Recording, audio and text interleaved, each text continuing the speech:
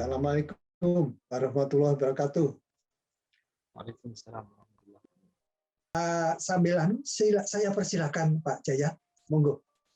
Ya Tore. Baik, untuk mempersingkat waktu, jadi saya seminggu yang lalu kalau tidak salah di WA Prof. Surahman Dimyati untuk melanjutkan sesi melanjutkan sesi tentang pembahasan seni pertunjukan Madura. Ketika saya ditanya gimana Mas, apa bisa untuk dipecah lagi jadi 3 topik, saya menyanggupi saja bisa gitu, karena saya pikir kalau tentang musik itu masih wilayah saya karena memang studi saya tentang musik, Prof. Gitu. Dan hari ini saya akan mencoba sedikit berbagi tentang apa saja yang sudah saya amati gitu ya, terkait dengan lagu-lagu atau musik Madura. Tapi barangkali nanti saya akan berbicara dari hal yang umum dulu, lalu mengarah ke hal yang lebih spesifik yang tentu saja sudah pernah saya teliti di wilayah Tapal Kuda ya, lebih tepatnya di Situbondo, Jawa Timur. Oke, bisa langsung lanjut saja Mas. Oke. Nah, terima kasih. Jadi ketika kita mendengar gitu ya lagu Madura gitu, lantas apa sih sebetulnya lagu Madura itu? Gitu. Lagu Madura itu apakah hanya berbahasa Madura gitu, ataukah dari Madura, ataukah seperti apa gitu? Jadi saya coba ringkas ya dari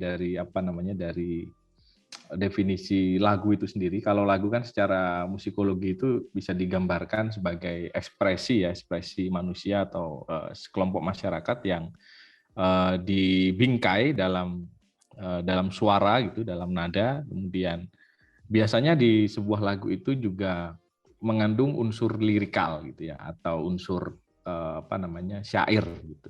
Jadi secara sederhana kalau di dalam musik lagu itu dikatakan kombinasi antara lirik dan nada gitu, sehingga dia menciptakan sebuah melodi lagu gitu ya. Dalam melodi lagu itu ada liriknya, ada nadanya.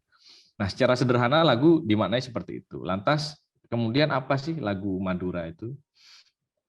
Jadi kalau saya ambil general gitu ya, ambil pemahaman yang umum, lagu Madura itu seringkali dipahami sebagai lagu yang berbahasa Madura. Gitu. Nah, lagu yang berbahasa Madura ini perlu dipahami tidak hanya berasal dari Madura, tetapi juga ada juga yang diciptakan di luar Madura. Tapi masih berhubungan dengan konteks kebudayaan Madura. Jadi karena secara demografi ya, orang-orang Madura ini tersebar begitu, sudah berdiaspora ke berbagai wilayah, baik itu di Jawa, kemudian di luar Jawa, ataupun juga di luar Indonesia ya. Mereka tetap mengekspresikan gitu ya kebudayaan itu lewat musik, salah satunya lewat lagu ini. Nah, kemudian yang kedua, di dalam lagu Madura itu mewacanakan tentang kebudayaan, gitu ya, mewacanakan tentang kebudayaan Madura, karena tentu saja lagu ini kan bentuk yang paling mudah dirasakan gitu ya, bentuk seni yang barangkali lebih cepat dirasakan gitu ketika dia sampai terhadap manusia gitu ya, karena musik ini selain dia ada lirik, melodi ini kan langsung mengena gitu, sama halnya seperti kita kalau memahami bunyi-bunyian tertentu gitu. Misalkan di era Covid gitu ya, kita mendengar sirine itu udah langsung gemeteran gitu. Aduh, ada apa lagi nih gitu. Nah, lagu Madura itu juga berfungsi seperti itu, bahwa lagu ini punya dimensi untuk mengungkap gitu ya, mengungkap ekspresi, kemudian identitas juga, politik juga gitu. Yang semuanya tetap bermuara pada satu hal, yakni kebudayaan Madura. Kemudian secara musikologis, secara musik intrinsiknya, lagu Madura itu bisa dibilang khas ya. Khas itu dalam artian hampir sebagian besar lagu yang saya temui yang berbahasa Madura itu menggunakan skala pentatonik, atau dalam bahasa Indonesia itu punya 5 nada dasar gitu ya, mendasar. Ini sebetulnya mengambil dari idiom musik tradisinya ya. Kalau di Madura itu ada gamelan ya, gamelan Madura itu selalu diidentikan dengan apa namanya musik slendro, gitu, pentatonik slendro. Kalau di musik barat itu biasa dikenal sebagai pentatonik gitu ya, do re mi sol la. Gitu. Nah itu yang menjadi kekuatan musikal khas di lagu-lagu Madura. Hampir lagu-lagu Madura yang tradisional ya, yang sering kita temui itu menggunakan tangga nada ini untuk menunjukkan gitu identitas bahwa ini Madura gitu. Nah seperti itu. Kemudian selain itu juga ada idiom-idiom musik tradisi seperti penggunaan instrumen khas ya. Kalau di Madura ada saronen, kemudian kenong telok, kemudian kecung ya, dan banyak hal, tungtung dan lain sebagainya itu menjadi racikan identitas gitu ya di dalam aspek musik secara keseluruhan. Itu yang ketiga. Kemudian yang keempat itu di dalam lagu itu selalu tergambarkan ekspresi, kemudian ada ide dan harapan. Gitu. Jadi kalau kita mendengar lagu Madura itu selalu terbayang tentang harapan-harapan gitu ya, ide-ide yang diimpikan itu oleh orang-orang Madura. Jadi secara garis besar lagu Madura itu berisi tentang itu, berisi tentang wacana kebudayaannya, kemudian ekspresinya, ide dan harapan-harapan yang disampaikan lewat itu. Yang barangkali tidak cukup gitu ya kalau itu disampaikan secara verbal ataupun dalam bentuk yang tertulis. Maka dalam bentuk lagu inilah ada sebetulnya kanalisasi dari hasrat, gitu. Kanalisasi dari hasrat para masyarakat Madura. Baik, mungkin bisa dilanjut. Nah, kemudian lagu-lagu Madura itu yang paling mudah kita temui itu dalam konteks pendidikan sebetulnya. Jadi kalau saya ingat-ingat dulu ketika saya masih SD gitu ya, masih SD itu guru-guru saya itu selalu mengenalkan lagu-lagu daerah gitu ya. Ada pelajaran muatan lokal waktu itu, ada lagu-lagu daerah. Nah, yang sering kali hadir gitu ya, yang sering kali kita temui itu ya lagu-lagu yang ini, yang saya tampilkan ini. Ada Tonduk Majeng, ada Geik Bintang, Karaban Sape, Len Bulenan, Lir Saalir, Kempeng Malatepote, Pacir Lagu, Pornama Pikir Sereng, yang hampir semua lagu ini bisa kita temukan gitu ya di sekolah-sekolah gitu. Jadi untuk mengenalkan kearifan lokal itu pada saat kita masih sekolah itu, saya masih ingat guru-guru itu menggunakan lagu-lagu ini. Jadi bagaimana kebiasaan masyarakat Madura yang sebagian besar sebagai nelayan gitu ya, dekat dengan laut. Kemudian bagaimana mereka menikmati kehidupan gitu ya. Geik Bintang, bagaimana mereka ada angan-angan untuk mencapai suatu misi dan harapan. Kemudian ada Karaben Sape ya, bahwa orang Madura ini dekat sekali dengan budaya sapi gitu ya. Bahkan kalau joke-nya itu kalau nggak salah Hubdiyong itu bilang orang Madura ini lebih cinta sapi daripada istrinya gitu ya. Kemudian ada Len Bulenan dan lain sebagainya. Jadi semua ini sebetulnya menggambarkan potret gitu ya, potret realitas sosial masyarakat Madura sebetulnya pada masa tradisional gitu ya. Sekarang kan kita hampir jarang ya mengamati konteks lagu yang lawas ini dengan realitas yang sekarang. Sebetulnya sudah jauh sekali. Nah, celakanya lagu-lagu Madura ini jarang diproduksi ya, yang sebagus ini ya, sebagus konteks lagu-lagu di zaman saya masih sekolah dasar itu. Hari ini hampir tidak ada lagu yang kualitasnya hampir setara dengan ini gitu. Jadi nanti saya akan bercerita bagaimana konteks lagu Madura saat ini. Nah ini sebagai gambaran, ini lagu yang umum yang seringkali kita ingat dan seringkali kita temui gitu ya. Kalau ada lomba-lomba paduan suara, kemudian ada lomba menyanyi ya. Kalau di daerah itu biasanya di Jawa Timur itu pasti menyanyikan lagu Madura, pasti tidak jauh dari lagu-lagu ini. Nah, baik, lanjut next. Nah, kemudian apakah hanya itu saja? Apakah lagu Madura itu hanya yang itu saja gitu ya, yang tadi saya sebutkan? Maaf, Pak Jaya. Ya. Kalau tadi lagu-lagu Madura yang tadi sekitar 7 atau berapa tadi ya? Iya, 8. Masih diketahui siapa pengarangnya nggak? Pengarangnya kebanyakan NN itu, Prof. NN ya, seperti lagu-lagu daerah pada umumnya ya. NN, jadi Antonim, anonim ya, anonim. Anonim. Jadi anonim. Oh, Jadi waduh. memang ada Ini yang memang lagu itu saya menikmati ya, lagu-lagu yang tadi di deretan tadi yang disebutkan tadi, mulai ya. Pondok Majeng sampai ke Bintang itu.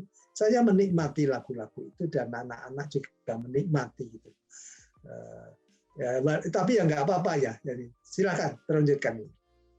Iya, jadi sebagian besar anonim, tapi problematis juga ada kadang yang apa namanya istilahnya ya, mengklaim gitu dan segala macam ya. Banyak lah itu ya, Prof ya. Iya, iya. Tapi sepengetahuan saya hampir sebagian besar itu anonim gitu, NN gitu. Jadi problemnya sama seperti lagu-lagu daerah lainnya. Itu tumbuh dari realitas masyarakat gitu ya. Dan memang karakter seni tradisi kan seperti itu gitu, tidak diciptakan oleh seorang gitu ya. Kalau di Barat jelas gitu ya, komposernya siapa gitu, Beethoven gitu. Kalau Iya, di iya. masyarakat kita berbeda, Prof. Jadi realitas masyarakat tradisi ini menciptakan keseniannya ini kolaboratif gitu. Jadi ya itu konteks yang berbeda itu. Oke, saya lanjut lagi. Jadi apakah hanya yang tadi lagi Mas. Nah, apakah hanya lagu-lagu itu saja lagu yang ada di dalam masyarakat Madura? Ternyata tidak gitu.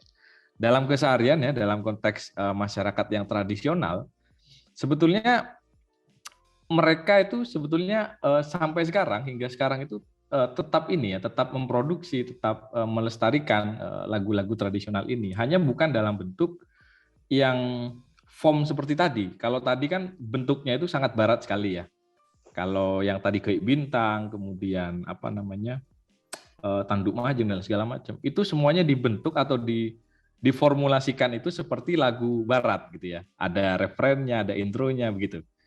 Jadi kenapa seperti itu kan untuk pendidikan sebetulnya, untuk memudahkan ya, untuk mengeneralisir supaya itu bisa dinikmati orang di luar Madura gitu. Nah, tapi dalam konteks masyarakat tradisional, mereka punya formnya yang tersendiri gitu ya. Punya form yang berbeda dari lagu yang tadi gitu ya, yang formatnya sangat barat sekali.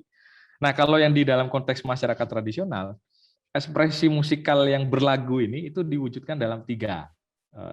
Nanti mungkin bisa ditambahi Mas Fendi ya kalau ada fenomena lain. Jadi sepengetahuan saya ada 3. Ada yang berbentuk syair, kemudian ada yang berbentuk tembang atau tembang gitu ya. Dan yang ketiga kecungan. Nah, 3 hal ini cukup berbeda menurut saya. Kalau syair ini dia ditulis gitu ya, ditulis, kemudian ada teks yang baku gitu, Bro. Tidak berubah gitu ya, ajek gitu ya. Itu dilafalkan sesuai dengan teks itu gitu. Mungkin bisa next ya, bisa saya jelaskan di datanya ya. Nah, ini syair Aqaid ya. Aqaid Saiket. Ini ditulis oleh Kiai Haji Raden Syamsul Arifin ya, salah satu pendiri pondok pesantren yang terbesar di Situbondo, di dekat rumahnya Mas Fendi ya, di Sukorejo. Yang kemudian ini masih ada, beliau masih ada. Sudah wafat. Oh, Prof. Barangkali Sudah ada yang dekat-dekat dengan beliau. Mas Fendi. Mas Fendi dekat dengan pondok Ya, pesantren. saya ingin berkenalan saja, kan baik nanti kita itu bisa kolaborasi lah. Iya. Ya sudah, lanjutkan. Iya, jadi ini yang menarik sebetulnya dari tradisi pesantren yang ada di tempat kami ya di Situbondo. Jadi para kiai ini tidak serta-merta atau mentah-mentah mengajarkan agama itu secara literer gitu ya. Tetapi juga ada menggunakan pendekatan-pendekatan yang sifatnya artistik gitu ya, estetik gitu. Bagaimana kalau kata orang-orang Situbondo itu eteku Athena gitu disentuh hatinya. Jadi kalau literer mungkin kan hanya butuh rasional gitu ya, Prof ya, butuh pengetahuan itu. Ini kalau melalui seni itu berbeda, pendekatannya itu lebih ke aspek yang rasawi gitu ya, lebih aspek yang kejiwa gitu ya barangkali. Nah, ini salah satu metode edukasi sebetulnya, metode edukasi dan syiar ya. Pada waktu itu kan barangkali Islam tidak segencar saat ini gitu ya, di wilayah kami. Nah, ini Aqaid Saiket. Ini kemudian itu disempurnakan. Tulisan kanannya itu pego ya, pego. Pego, betul. Berbahasa Madura. Kirinya diterjemahkan ke ya. Diterjemahkan. Tulisan Latin. Iya, bagus loh. Iya. oleh Kiai Haji As'ad Syamsul Arif ini disempurnakan ya, kemudian tata bahasanya juga sudah lebih baik, dan sampai saat ini masih dibacakan, bro. Jadi dilanggar-langgar ya, surau-surau, kemudian di pengajian-pengajian ya, kemudian di acara-acara yang sifatnya keagamaan itu sering sekali dibacakan. Artinya lagu dalam konteks syair atau syair ini masih berlangsung gitu, atau masih dipraktikkan hingga saat ini oleh masyarakat. Dan syair ini juga kadangkala juga diadaptasi menjadi lagu-lagu yang instrumental ya, seperti hadra gitu ya, dikolaborasikan gitu. Hadra, kemudian gambus ya. Belakangan juga akhirnya muncul syair-syair baru ya, di tempat kami ya, seperti di Pondok Pesantren Wali Songo ya, anak putra dari Kiai As'ad itu juga banyak sekali menciptakan syair. Sampai dia punya karya VCD itu ya. Karya VCD itu kalau nggak salah sampai 5 volume itu. 5 volume itu isinya syair semua gitu. Tentang syariat gitu ya, tentang macam-macam, tentang bagaimana peran kita kepada orang tua gitu ya, kemudian pada guru dan lain sebagainya. Isinya sebetulnya edukasi ya, bagaimana mengedukasi masyarakat tentang nilai-nilai Islam gitu. Jadi pada konteks ini lagu sebetulnya juga dipakai gitu ya, dipakai dalam fungsi yang tidak hanya seperti tadi. Kalau saya jelaskan tadi lagu-lagu seperti Tanduk Majeng dan sebagainya itu kan untuk untuk mengenal gitu ya, untuk mengenal tentang budaya Madura, kemudian sebagai wawasan gitu ya. Tapi kalau pada konteks syair ini lagu tidak hanya untuk mengenal, tapi untuk dalam fungsi sosial gitu ya, dalam fungsi sosial untuk transformasi keilmuan. Nah ini menariknya gitu, bagaimana lagu itu tidak hanya difungsikan sebagai hiburan atau wawasan pengetahuan, tapi juga punya fungsi sosial gitu. Dan ini cukup efektif karena menyebar, bro. Jadi apa istilahnya bergulir gitu ya, budaya ini bergulir gitu sampai ke daerah-daerah yang agak jauh dari seperti Bondowoso, Jember itu masih ada. Ternyata mereka punya juga seperti itu dan masih bertahan gitu. Sampai sekarang ini masih bertahan. Ini menariknya bagaimana lagu itu punya punya fungsi yang penting gitu ya di dalam kerangka sosial masyarakat Madura di tempat kami. Kemudian next, selanjutnya. Nah ini yang kedua, ini yang saya sama Mas Wendy sedang kerjakan ini ya, yakni teks mamaca. Jadi selain dalam bentuk syair, ekspresi lagu di dalam masyarakat Madura itu juga diekspresikan dalam bentuk tembang. Nah ini kalau di tembang ini cukup berbeda dengan syair. Kalau syair tadi tidak ada tidak ada patokan bentuk yang pakem istilahnya ya. Jadi tergantung bagaimana si penyair ya. Tapi kalau di mamaca ini ada istilahnya ada pakem gitu ya, ada prasyarat gitu ya. Dalam misalkan tembang kasmaran misalkan, dia harus berapa kata, suku katanya berapa, diakhiri oleh bunyi apa gitu. Jadi tembang ini mengikat metrum. Jadi tembang ini mengikat metrum dan bentuk. Mocopat gitu ya, mocopat. Betul. Betul. Nah, mamaca ini sebetulnya mocopat di Madura, yang di Madura kemudian dikembangkan gitu, dan ada peranan baru yang namanya tokang teges itu. Tokang teges ini yang memberikan tafsir atau menerjemahkan apa yang dibacakan dalam kitab ini. Nah, di Situbondo sejauh pengetahuan saya mamaca ini ada dua. Tembang ini ada dalam bentuk dua macam. Ada yang dibacakan atau dilantunkan itu dalam bahasa Jawa Kawi, ada juga yang dalam bahasa Madura. Nah, jadi dalam konteks ini kita bisa melihat lagi gitu ya, bahwa lagu dalam konteks masyarakat Madura itu, khususnya masyarakat tradisional itu juga ada dalam bentuk yang tembang ini. Gitu. Jadi kalau dalam bahasa kontemporer barangkali bisa dimaknai sebagai musikalisasi puisi barangkali ya. Gitu, musikalisasi puisi, sebuah puisi yang kemudian dilagukan. Gitu. Itu. Kemudian next bisa lanjut. Nah ini yang ketiga. Jadi ekspresi lagu yang yang cukup berbeda dari sebelumnya. Kalau yang syair tadi itu ditulis secara teks gitu ya. Kemudian kalau Tempeng Mamaca juga ada metrumnya gitu, ada kitabnya. Nah, ini yang paling dinamis gitu. Jadi penciptaan lagu di dalam ekspresi musikal yang paling dinamis itu ada di kecungan. Kecungan ini salah satu teknik yang khas ya, teknik vokal yang khas yang dimiliki oleh orang Madura. Kalau menurut Dr. Zul ya, Mr. Toyfi Zulkarnain yang disertasinya mengangkat tentang kecungan itu, kecungan ini sebetulnya adalah ekspresi kegelisahan gitu ya, ekspresi kegelisahan orang Madura yang seringkali dalam praktik keseharian itu diucapkan, dipraktikkan gitu, yang kemudian itu dibawa ke ranah panggung gitu. Jadi ekspresi keseharian yang kemudian menemukan panggungnya, yang kemudian dibalut secara artistik dan estetik gitu ya, sehingga menjadi teknik vokal yang khas gitu. Nah, ini yang membedakan bagaimana kita menikmati vokal gamelan ya, vokal di dalam gamelan. Kalau di Jawa sinden kita sudah tahu ya bagaimana itu dinyanyikan, tapi kalau di Madura kan berbeda, cara menyanyinya berbeda. Nah, kecungan ini secara teks ya atau secara syair itu bebas. Jadi tidak ada patokan gitu ya, tidak ada patokan, tidak ada pakem, tidak ada ketentuan yang pasti. Itu semuanya tergantung dari spontanitas, kreativitas yang ada di dalam benak si Tokang Kecung ini. Nah, ini yang menarik gitu. Karena menurut saya setiap Tokang Kecung itu punya perbendaharaan ide yang banyak gitu ya ketika di panggung gitu. Saya bisa melihat itu ketika tayub itu. Ketika tayub itu kan bersahutan gitu. Prof, ngecungnya bersahutan gitu. Seperti orang berpantun, balas-balasan pantun gitu. Nah, itu kan perlu spontanitas yang bagus gitu ya, perlu improve yang bagus. Kalau tidak punya pengetahuan yang dalam tentang bahasa itu, saya rasa sulit sekali untuk melantunkan itu. Berarti itu harus pinter itu ya, sinonim-sinonimnya harus cepat.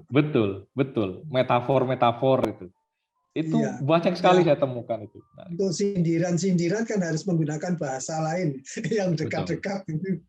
Betul. Jadi bisa dikatakan si Tokang Kecung ini ya penyair sebetulnya ya. Karena dia bisa spontan gitu dalam dalam melantunkan tembang itu. Dalam melantunkan kecungnya itu secara cepat. Ini dekat dengan sinden nggak kira-kira? Gimana, Prof? Sinden. Iya, sebetulnya ini sinden. Itu. Oh, sindennya. Sinden ya. Kalau di tempat kami ada yang menyebut sinden, ada yang menyebut tokang kecung ya, ada yang menyebut tande gitu ya, tande bini. Nah, ini tidak hanya menyinden, Prof, tapi biasanya seorang tokang kecung ini dia juga bisa melayani tayub gitu ya. Dia juga menari gitu. Nah, biasanya seperti itu. Nah, yang menarik dari kecungan ini dia selalu bergandengan dengan musik gending ya. Jadi pasangannya dengan musik gending gitu, gending di dalam gamelan. Gitu. Berarti di belakang itu kayaknya mirip gamelan Jawa. Gamelan gitu. Gamelan Madura, Bro. Gamelan Madura. Gamelan Madura. Jadi, ya. Jadi gamelan Madura ini belum banyak dibahas sebetulnya. Sebetulnya sama, secara instrumental sama. Cuman ada prinsip-prinsip yang berbeda. Jadi misal kalau di Jawa itu secara instrumental itu masih ada rebab gitu ya. Tapi kalau di Madura itu sudah nggak dipakai gitu. Jadi memang ada rasa estetik yang berbeda ya antara gamelan Jawa dengan Madura. Kemudian di Madura itu juga ada gending-gending yang khas seperti gending rarari, angling, talang. Itu nggak ada di Jawa. Iya. Secara musikal juga secara tonal itu jauh lebih rendah dari Jawa gitu ya. Stem gamelannya satu lebih rendah dari Jawa. Itu karena mengantisipasi vokal kecungnya yang tinggi tadi. Nah, jadi di dalam konteks masyarakat tradisional, masyarakat Madura itu mengekspresikan lagu itu dalam 3 hal itu. Dalam syair. Konteksnya biasanya pada konteks yang Islami gitu. Kemudian tembang, yang ketiga dalam konteks kecungan. Oke, bisa lanjut, Mas. Nah, kemudian apakah itu hanya dalam konteks seni pertunjukan yang saya sebutkan tadi? Ternyata tidak. Jadi ini berhubungan dengan penelitian saya ya di S2 waktu itu di apa namanya pengkajian seni pertunjukan. Saya meneliti dangdut Madura, Prof. Jadi pada tahun kisaran 80-an sampai akhir 2010 sebetulnya masyarakat Madura ini aktif di dalam industri rekaman sebetulnya. Apa namanya produk-produk kesenian masyarakat Madura ini juga apa namanya juga berkontribusi gitu ya dalam industri rekaman. Nah, tapi sayangnya ketika masuk pembajakan ya, kemudian ada digitalisasi itu banyak sekali yang bangkrut dan kolaps gitu ya. Dan sehingga sekarang lari ke YouTube itu. Nah, tapi saya ingin bercerita dulu bagaimana kemunculan lagu-lagu Madura ini gitu ya, lagu-lagu dalam industri gitu ya. Nah, saya menemukan ini awalnya dari buku Helen Bouvier ya, yang dia meneliti di Sumeneb Madura. Saya menemukan satu seni pertunjukan yang nggak aneh gitu, atau nggak jauh dari ingatan saya gitu. Dia menyebutkan seni Al-Badar gitu, seni Al-Badar dari Situbondo. Nah, kenapa saya bilang nggak aneh? Karena ayah saya dulu sering mengatakan itu, gitu. Sering bercerita tentang kesenian itu, Al-Badar gitu. Nah, Al-Badar itu apa? Al-Badar ini satu jenis seni pertunjukan yang di sana ada dramanya gitu ya, hampir sama seperti ludruk. Tapi menariknya dalam cerita itu dia tidak mengangkat cerita-cerita babat, enggak, tapi dia mengangkat cerita-cerita yang secara konteks itu Timur Tengah gitu ya, Timur Tengah kemudian India gitu ya. Jadi agak berbeda dengan ludruk. Nah, ketika saya lihat sejarahnya itu ya, ternyata Al-Badar ini dia munculnya di awal kemerdekaan, di tahun sekitaran 50-an gitu ya, 50-an sampai 60-an. Ketika itu masih Orde Lama gitu ya. Soekarno waktu itu punya kebijakan untuk stop seni yang bersifat barat gitu ya, nggak ngok itu kan dilarang oleh Soekarno, sehingga hiburan pada saat itu yang masuk di daerah kami itu hanya film India gitu. Jadi film-film yang mempengaruhi masyarakat di daerah itu ya film India. Kalau nggak film India, film Arab, film Mandarin gitu. Jadi seingat saya itu. Gitu. Kemudian di tempat kami itu ada banyak sekali bioskop, Prof. Di Situbondo itu ada banyak sekali bioskop. Kalau saya hitung mungkin ada 6 ya, ada 6 di Asem Bagus ada, di Kendit ada, di Situbondo banyak gitu ya. Nah, bioskop ini yang kemudian menjadi sumber inspirasi gitu ya bagi seniman-seniman tradisi untuk melihat gitu ya, melihat apa namanya budaya populer ya pada saat itu. Gitu. Jadi bisa dibilang karya seni Al-Badar ini hasil dari apropriasi gitu ya, pertemuan budaya lewat budaya populer itu, lewat film-film India itu. Nah, kemudian film-film India ini diadaptasi ke dalam seni tradisi ya, yang muncul kemudian ini seni Al-Badar ini. Jadi secara tokoh itu mereka meniru gaya-gaya India gitu ya, lengkap dengan aksesorisnya, kemudian lengkap dengan settingnya, ceritanya gitu ya. Lengkap juga dengan lagunya gitu. Jadi lagu yang dinyanyikan itu adalah lagu India pada awalnya. Jadi lagunya lagu-lagu India. Dengan bahasa India? Dengan bahasa India pada awalnya. India yang pada tahun 50-an ya, pada tahun 50-an. Itu kan menunjukkan bagaimana kondisi masyarakat Madura yang kosmopolit itu di tempat kami gitu ya. Nah, kemudian itu berselang sampai tahun 60-70. Ketika itu dangdut masuk gitu. Era Omai Rama waktu itu sudah mulai naik gitu ya. Nah, pada saat itu para seniman ini tidak lagi menggunakan bahasa India gitu ya.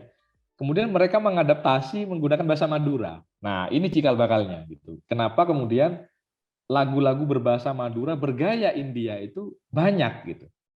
Jadi kalau kita melihat industri musik Madura gitu ya, kalau kita data gitu ya, hampir sebagian besar lagu-lagu Madura itu gayanya India gitu. Kenapa India itu ya ini gitu, adanya adanya konteks seni Al-Badar ini.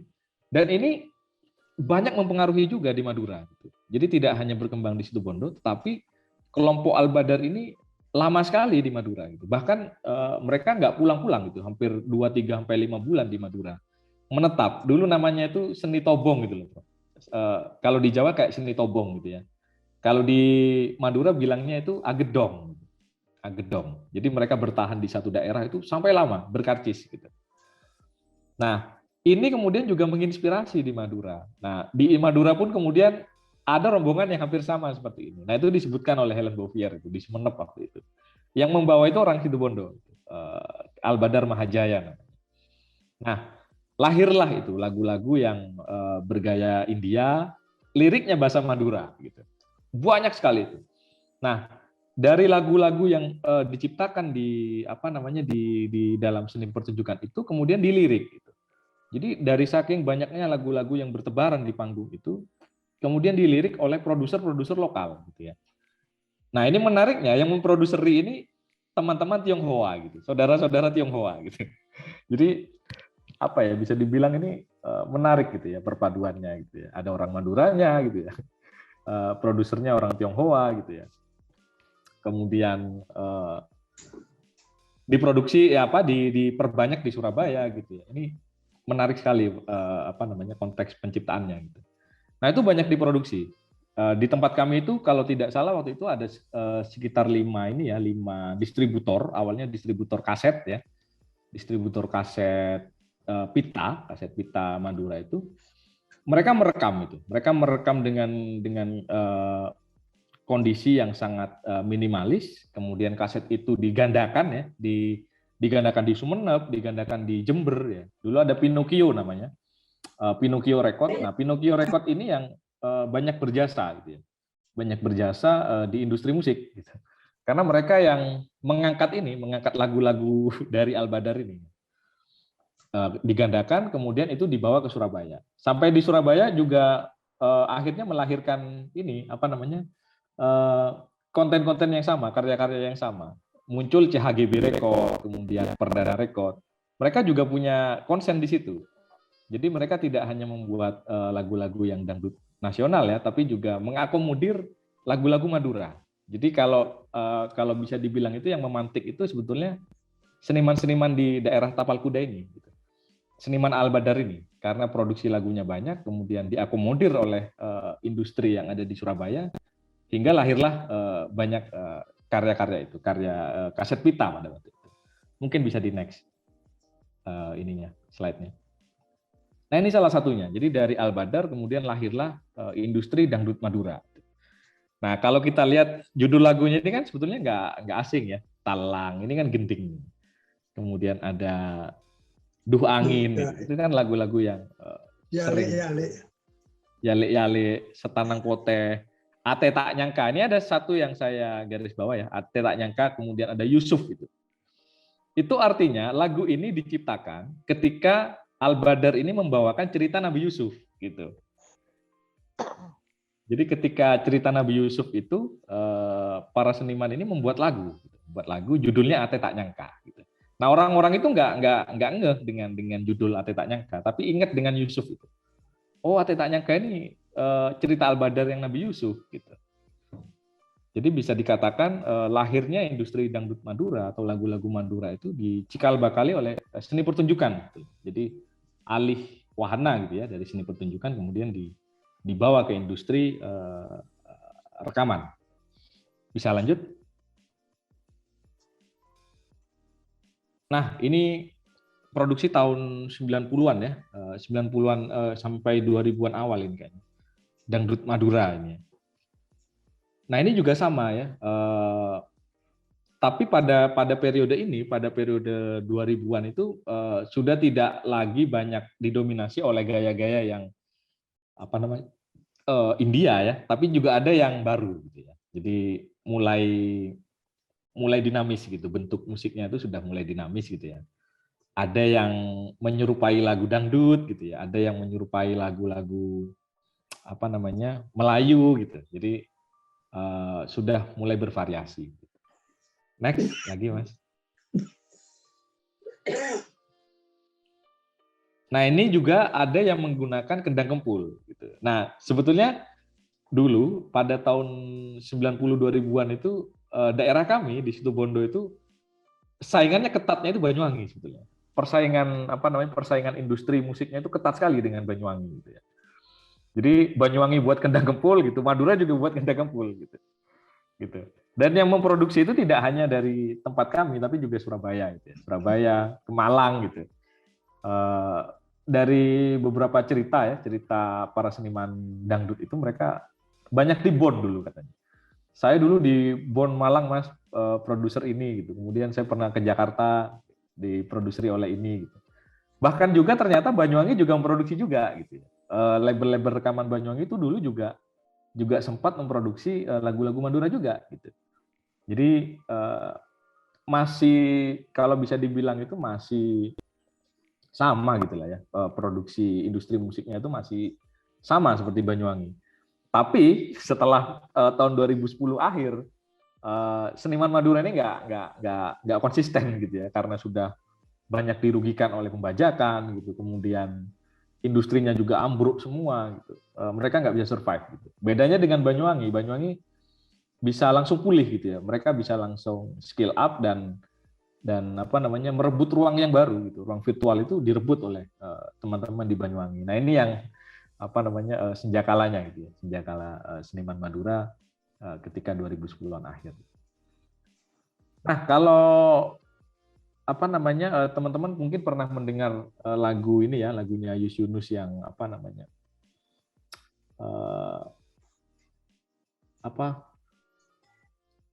kalau di tempat kami Selok Soca Merah itu, kalau di Yus Yunus itu ada lagunya. Apa Mas Fendi? Mungkin Mas Fendi ingat ya? Yus Yunus yang berbahasa Madura itu.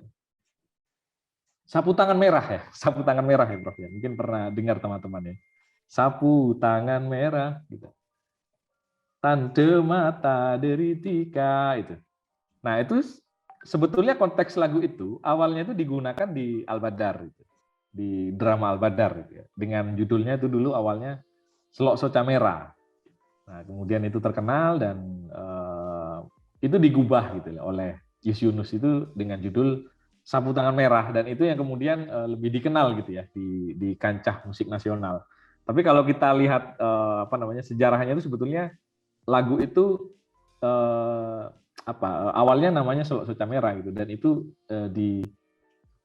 itu Mas Fendi punya ya. Itu diperdengarkan di konteks seni pertunjukan. Wah, mantap India. Mantap, Mas. Oke, bisa lanjut, Mas. Nah, sampai saat ini sebetulnya produksi musik Madura itu masih, tapi tidak seramai di era 90-an. Sekarang masih ada beberapa produser yang memproduksi ya dalam bentuk kepingan VCD, dan hampir sebagian besar sekarang mainnya ke YouTube gitu. Jadi kalau kita search di YouTube itu tentang lagu Madura itu yang mendominasi itu adalah konten-konten dari perusahaan lokal sebetulnya. Ada Handayani Record, ada CHGB, itu semuanya produksi-produksi yang lama kemudian di-upload di YouTube. Nah, ini yang seperti yang saya saya tampilkan ini karya Mas Espandi. Espandi ini salah satu penulis lagu Madura yang namanya cukup tenar gitu ya kalau di Jawa Timur ya, karena dia di Bon gitu ya, atau sering dimintai untuk memproduksi berbagai karya berbahasa Madura di Surabaya, di Madura gitu, dan di beberapa tempat di Jawa Timur. Nah, yang menarik di tahun 2010-an hingga sekarang ini di Madura sendiri itu mulai muncul industri musik yang tidak kalah gitu ya dengan di Jawa Timur tempat kami, Tapal Kuda. Nah, hanya di Madura ini cukup unik gitu ya. Secara musik itu cukup unik. Jadi banyak sekali mewacanakan hal-hal yang humor gitu ya. Kemudian gaya musiknya itu lebih rancak kalau yang teman-teman di Madura. Yang paling banyak itu kalau saya lihat itu produksinya di Sampang ya. Sampang, kemudian di daerah Bangkalan kalau tidak salah, di Sampang dan Bangkalan itu didominasi oleh ini lagu-lagu Madura yang kontennya lucu gitu ya, humor. Nah, itu perkembangannya, kemudian bisa next. Nah, ini saya cuplik salah satu lagu yang barangkali sudah tidak asing ya di hadapan teman-teman ya. Judulnya Duh Angin. Nanti Mas Fendi bisa koreksi saya ya kalau salah, Mas.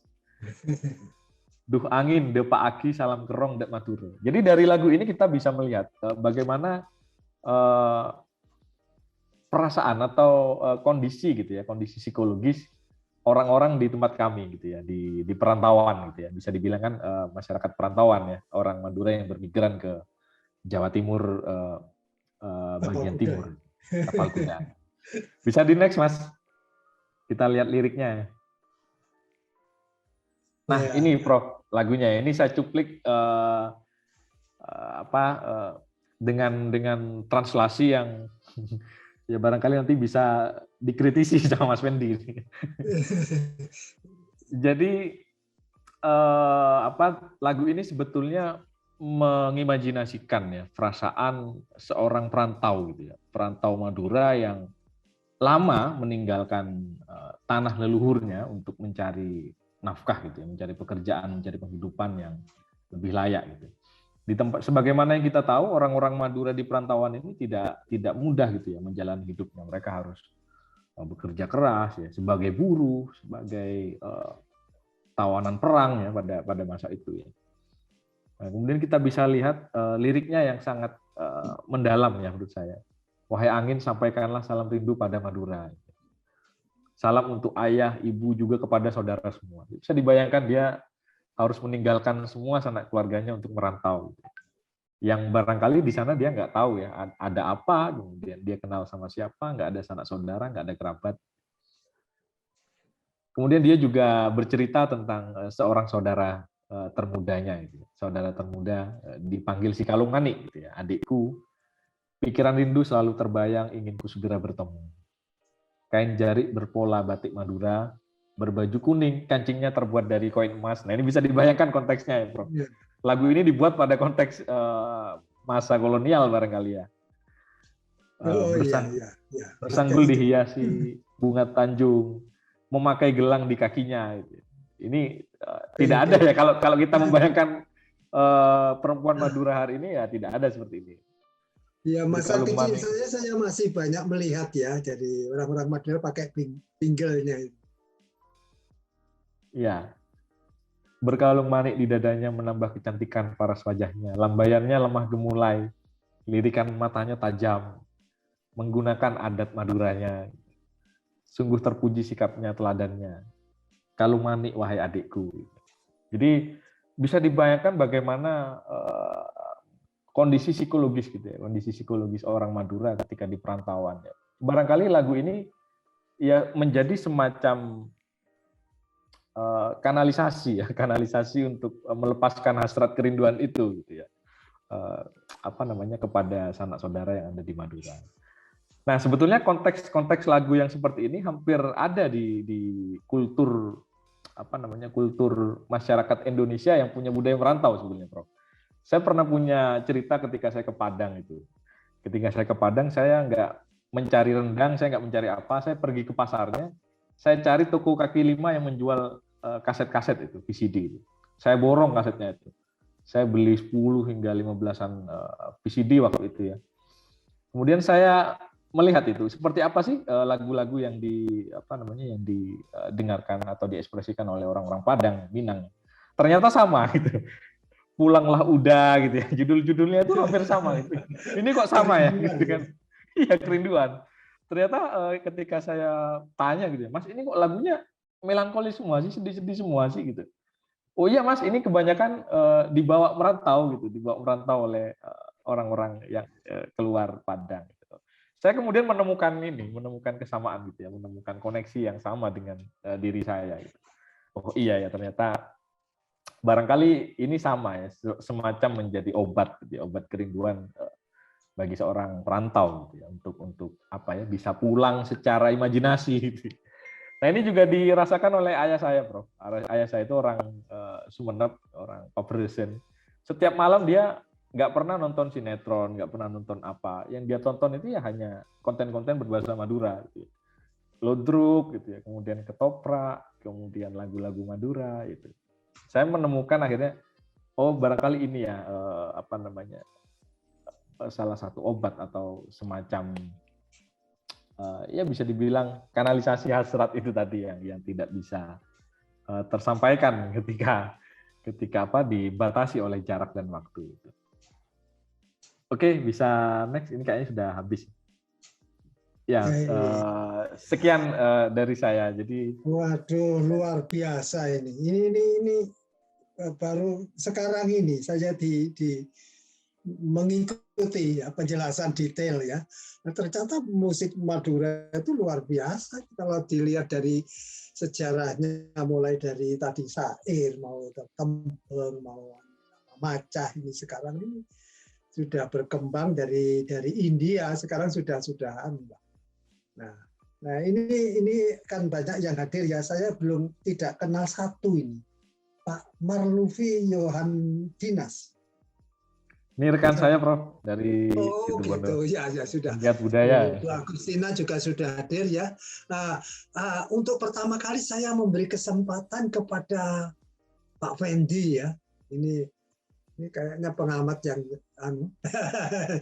silakan Pak Fendi. Pak Fendi. Terima kasih Pak Prof. Sebenarnya itu sudah tersampaikan semua yang akan saya sampaikan.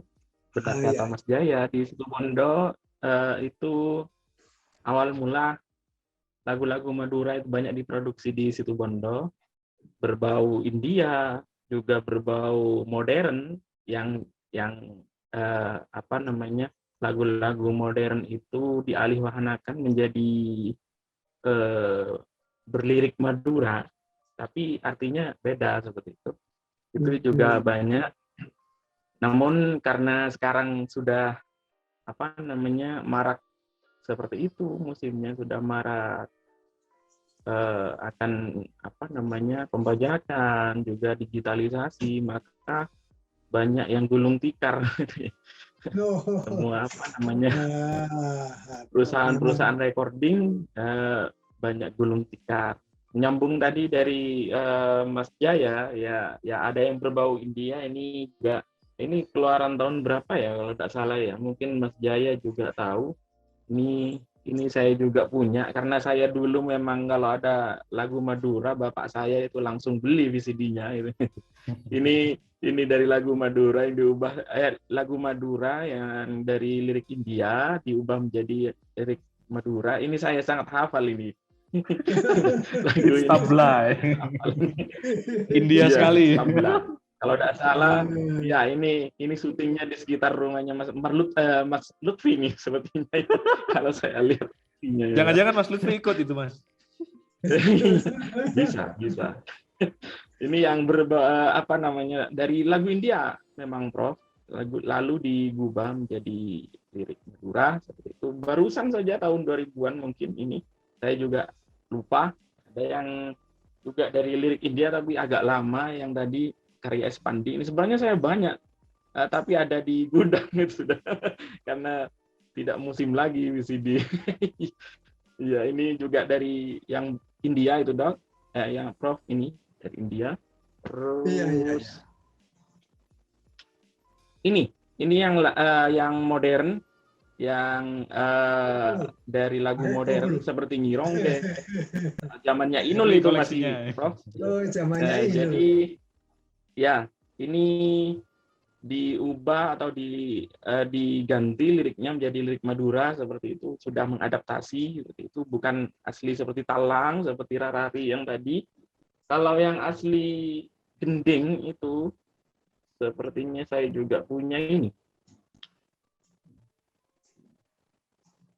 Asli gending. Nah, Kadaryono ya. Iya, Kadaryono ini. Nah, juga berbahasa Madura, namun di sini bahasa Maduranya banyak kosakata yang memang di Madura sendiri mungkin masih asing ya. Mungkin terbawa migran-migran dari Madura sehingga terkunci di sini kosakata itu, sedangkan di Madura sendiri sudah tidak digunakan, banyak itu di sini. Seperti itu. Iya. Dan juga menambahi sedikit tentang syair. syair itu memang di pondok pesantren khususnya atau di surau-surau pada umumnya dulu ketika saya masih sebagai santri ya memang itu semacam wajib diajarkan apalagi ketika menjelang menjelang sholat utamanya sholat maghrib terutama yang tadi yang Mas Jaya tampilkan itu aqaid saikab itu sebagai ya bisa dibilang setengah wajib ya dilantunkan ketika menjelang sholat. Kalau orang sini bilangnya apa namanya tikeran. Syair itu sambil menunggu tikeran. imam datang gitu ya. Ya. Sambil menunggu imamnya datang. Iya, betul Prof. Sambil menunggu imamnya dan jemaah lain datang. Iya, itu biasanya syair itu dilantunkan. Itu. Yang umum yang memang karya ya di Jawa seperti kalau di Jawa ilir-ilir itu. Ilir-ilir itu seperti itu, Prof. Tombok ati itu. Nah, seperti itu semacam ati juga dialunkan juga. Terus syairnya Abu Nawas. Ya. Betul. Sebetulnya dulu memang banyak caretan orang mate itu syair, Prof. Itu memang digunakan untuk berdakwah segala gitu. Terus caretan Nabi Yusuf kebetulan ini saya punya masih tersimpan rapi tulisan asli bapak saya. Ya, ia peroleh dari Ustadz, kiai saya juga. Ini caretan Nabi Yusuf. Insya Allah di YouTube sudah ada mungkin ada. Tapi caretan orang mate, bukan caretan Nabi Yusuf. Itu berbentuk syair. Itu lariknya AAA. Seperti itu. Sama syair juga seperti itu. Syair itu sebenarnya syair seperti itu. Namun berbau religius di situ ya mungkin sebagai sarana dakwah seperti itu. Sama ya seperti yang disampaikan oleh Mas Jaya. Jadi seperti itu. Di daerah saya memang aqaid saikab itu masih digunakan sampai sekarang. Aqaid saikab itu masih digunakan karena itu setiap surau pasti diajarkan. Kalau saya masih santri dulu itu diajarkan memang. Iya, saya kan wajib tahu. Ya. Saya teringat itu biasanya kalau dulu itu sambil menunggu sholat duhur gitu ya, sambil menunggu sholat duhur atau sholat asar maupun sholat maghrib, itu ya pasti mengalunkan syair-syair itu. Di Jawa, Madura itu sama. Iya. Nggak tahu sekarang di Madura masih ada nggak?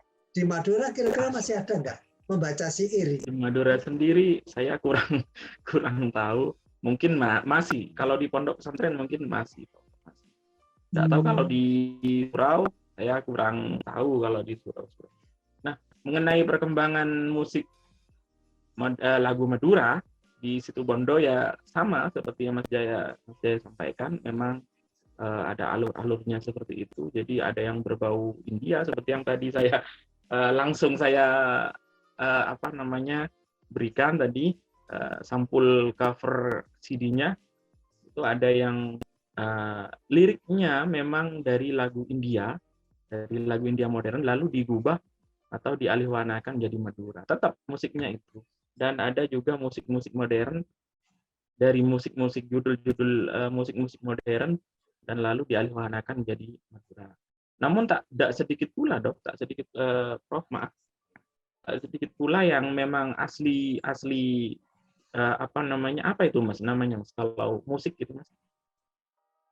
Gimana Mas Andi? Bukan gubahan maksudnya bukan gubahan. Musik orisinil asli karangan sendiri seperti yang punya Pak Drian seperti itu. Jadi asli karangan sendiri. Namun di sini yang perlu saya garis bawahi, lagu-lagu Madura dari Situbondo itu memang tidak menggunakan bahasanya ya metafora, banyak yang tidak menggunakan metafora. Jadi lagu-lagu Madura di Situbondo itu menggunakan yang ringan-ringan bahasanya, Prof. Jadi tidak seperti di Madura yang Iya. seperti Pak Adrian saya tonton itu banyak menggunakan metafora-metafora kalau kita bilang dalam bahasa Madura itu rarenggen atau ocak lalongit. Namun di lagu Madura pada Situbondo tidak menggunakan itu. Yang modern-modern lah. Iya. Jadi bahasanya yang ringan-ringan saja, Dok. Ate kerong seperti itu. Tidak ke yang metafora-metafora. Ya, sudah meningkat lebih lah, mulai dari ayahnya Pak Adrian, Pak Irsad itu lagu-lagu love song-nya itu, lagu-lagu cinta itu memang sudah bagus ya, tapi menggunakan bahasa. Nah ini putranya Pak Adrian ini melanjutkan ini karya bapaknya. Ini iya. Terima kasih Pak Fendi. Ini masukan yang luar biasa. Kalau kita yang ke Pak Adrian butuh, monggo. Silakan mungkin yang lain bisa menambah itu saja dari saya. Terima kasih. Selamat datang. Mohon maaf jika ada melepotan. Ya. Ya Pak, saya persilakan Pak Lutfi ya, Pak Lutfi. Pak Lutfi. Silakan Pak Lutfi. Halo Pak. Iya, aduh, salam kenal ini baru muncul ini. Ini lagi lembur ini kayaknya. Iya, terima kasih loh ya. Salam kenal. Ini dari Jember salam kenal, Prof. Dari Jember. Saya di Situbondo. Situbondo ya. Saya ini pensiunan profesor, jadi enak lah ya. Saya diambil Pak Surahman aja. Iya. Kalau orang sudah pensiun itu nggak perlu dipanggil Prof sebetulnya. Ya. Oh iya Pak. Iya. Nah, biasanya kalau saya menulis biasa ada PhD-nya itu saya tulis memang ya, itu itulah gelar resmi sampai meninggal pun tetap ditulis. Gitu. Tapi nggak apa-apa. Silakan Mas Lutfi atau Kak Lutfi atau Kang Lutfi. Ya tore. Ya tore Gi. Kalagong. Ya, terima kasih Pak Dimyati ya, Pak Surahman Dimyati yang sudah menyelenggarakan acara ini. Menarik sekali, mau mengapresiasi wacana kecil ini yang ditulis oleh Mas Jaya, ini penelitian Mas Jaya, terus Mas Fendi juga yang konsen di ilmu bahasa Madura itu, pengetahuan tentang bahasa Madura. Ya kami memang selama ini gini Prof, ada semacam kesadaran di antara kami ini untuk mengangkat hazanah-hazanah lokal gitu Prof. Karena kami melihat ternyata seperti Jaya yang tadi sampaikan bahwa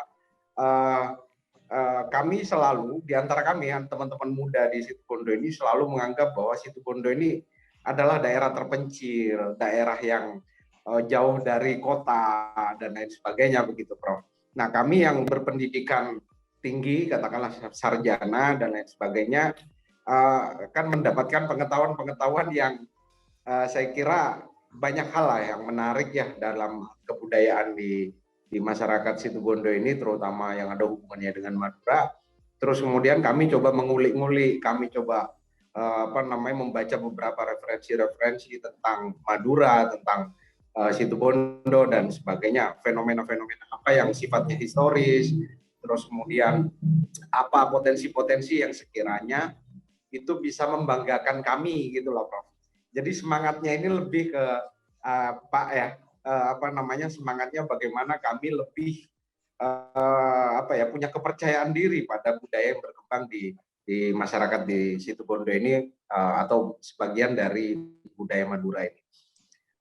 Seperti yang Jaya tadi sebutkan bahwa sebenarnya pada dasarnya setiap masyarakat itu ketika dia terpapar dengan informasi dan komunikasi, saya kira dia akan menjadi kosmopolit gitu ya. Dia akan menguasai banyak pengetahuan, dia akan menguasai banyak wacana dan lain sebagainya yang kemudian itu membangun sebuah peradaban-peradaban yang saya kira itu sebenarnya membanggakan gitu Prof. Nah, memang dari penelitian Jaya tentang Dangdut Madura itu kemudian akhir-akhir ini mengalami semacam penurunan karena ada persoalan dengan teknologi, ya kan? Ada peralihan teknologi di mana internet dan lain sebagainya itu yang memaksa beberapa industri musik Madura dan hal-hal yang seni pertunjukan dan lain sebagainya itu yang kemudian juga mulai berkurang atau bisa dikatakan sebagai kalah bersaing lah dengan apa namanya seni-seni atau budaya-budaya yang dari luar begitu. Cuman Jaya pernah dalam penelitiannya itu menyebutkan bahwa memang kita pernah ada orang-orang dari Situbondo ini yang juga apa namanya bisa mempengaruhi begitu ya, mempengaruhi masyarakat di Madura ini sampai menjadi trendsetter dan lain sebagainya begitu. Nah, saya kira ada satu teman yang saya lupa namanya, dia YouTuber, Pak. Jadi YouTuber ini sudah dia berbasis musik ya dengan penggarapan yang sangat baik.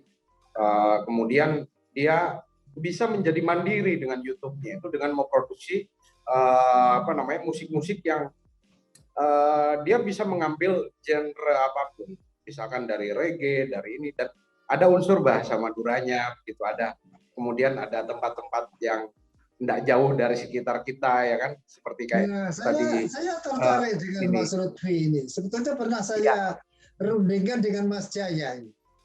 Kita ini kalau pakemnya pakem mati, ya ketinggalan zaman. Benar. Saya pernah menawarkan ini kita ini kan ya Madura begini. Gimana kalau dikeroncongkan? Bagaimana kalau diregikan tadi? Bagaimana kalau dikantrekan? Memang Bu Agustina pernah, Prof, memang kadang-kadang membuat perubahan baru itu membuat gejolak. Ya memang transisi itu memang selalu begitu. Ya saya dulu pertama kali masuk Amerika itu, aduh, ya saya teringat ada teman saya dari Surabaya, ya sama-sama ke Houston, University of Houston, Texas. Kita pertama masuk langsung itu di Moody Tower. Moody Tower itu adalah kalau kita itu asrama mahasiswa Amerika lah. Itu sampai 17 lantai ya, 17 lantai. Ya, waktu itu kita datang itu bulan Februari. Melihat matahari bersinar terang. Teman saya itu dengan lincahnya hanya pakai baju batik. Keluar. Baru langsung nggak kuat. Dikirain cahaya yang panas itu, sinar yang terang matahari itu di luar itu terang seperti kalau kita di Indonesia. Itu walaupun terang benderang bisa saja minus gitu. Jadi kalau kita keluar ya beku, tangan beku, telinga ini melelet. Jadi telinga kadang-kadang kalau sampai minus gitu, ini memanjang, Pak. Jadi bukan memanjangnya bukan karena apa-apa, tapi jadi seperti itu. Nah ini saya senang bahwa milenial ini mempunyai, kalau saya kata memang ada pakem, ada pakem ya. Pakem dari leluhur kita itu ini loh, A I U E O-nya itu ini. Pakem musiknya itu ini. Dulu pakai bonang, pakai ini. Terus kalau pakai keyboard gimana? Itu saya tidak tahu siapa yang memulai pertama kali musik Madura menggunakan keyboard. Saya ini kan penelitian Madura 23 tahun berturut-turut dengan Profesor William Davis. Ketika saya menawarin musik itu pakai keyboard, langsung ditolak. Oke. Karena saya ingin mendengarkan musik aslinya Madura. Iya, memang ya dok itu tadi yang benang-benang yang asli Madura, jadi yang betul-betul antara kulit dengan kayu, kulit dengan kayu. Itu aslinya kan di sana. Jadi ketika saya tawarin musik, sebetulnya musiknya pengarangnya juga pengarang Madura juga, tapi sudah menggunakan gitar gitu ya, menggunakan ukulele, menggunakan gitar bass atau yang macam-macam, saksofon gitu. Nah, ini kan sebetulnya inovasi dari pakem-pakem lama.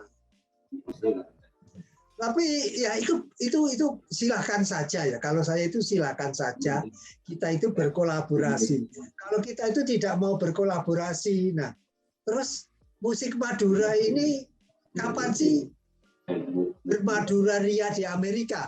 Loh, kami kan menunggu orang Madura ini pindah ke Amerika kalau perlu. Jadi kalau satu situ pondok pindah, misalnya saja loh. Iya. Apakah mungkin? Amerika itu negara bebas.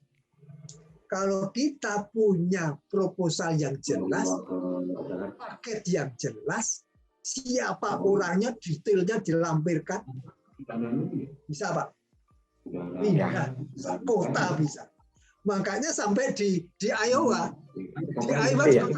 Iowa City ini, saya kalau nyopir kurang lebih 30 menit, ada kota yang namanya Moskow.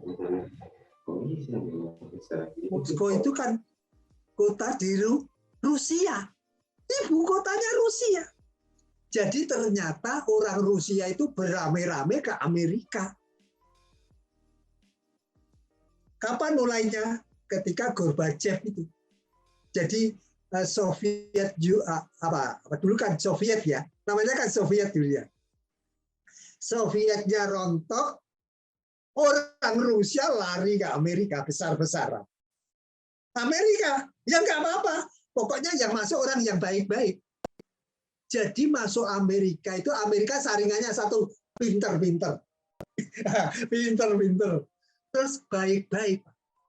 Jadi kalau ada rekod kriminal, pasti ditahan, Pak. Pasti ditahan. Ada rekod kriminal, ditahan. Apalagi tingkat nasional ya, jangan harap bisa masuk Amerika. Pernah melakukan penipuan data. Nah ini saya sampaikan sambil memberitahu juga. Saya akan mengajak teman-teman, ini bumi Allah ya. Saya katakan, saya bukan provokasi untuk pindah ke Amerika, tapi ini bumi Allah, ini halal. Mana yang mengharamkan tinggal? Kan kita hijrah kemanapun boleh, asal itu legal. Jadi diingat, saya tidak mengajak yang ilegal, saya tidak setuju. Saya itu memulai dari awal orang yang sangat mendukung patuh dengan aturan. Aturan lokal diikuti, adat istiadat lokal diikuti, adat orang lain juga kita ikuti.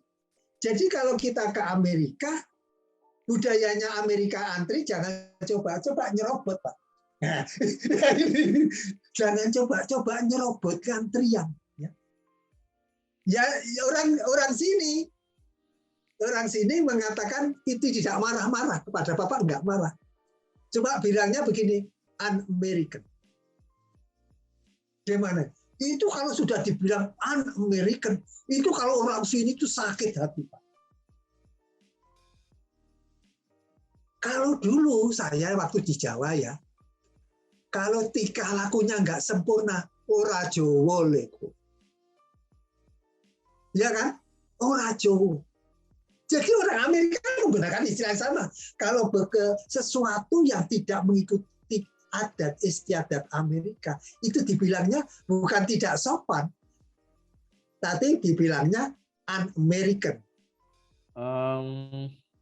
Iya, seperti yang dikatakan Prof.